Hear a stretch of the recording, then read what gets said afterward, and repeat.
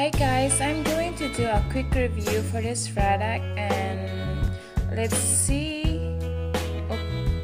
Okay, this is a Glowbowl and that's where you put that in the side of the bowl, and I want you to show how I did and if it works.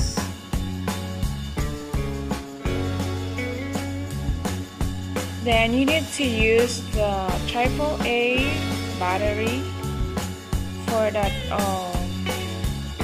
for this one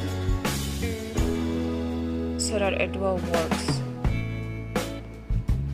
You need 3 of it. That's the slot at the back.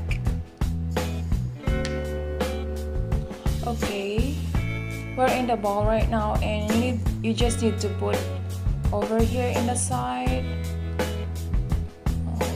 and you can do like that.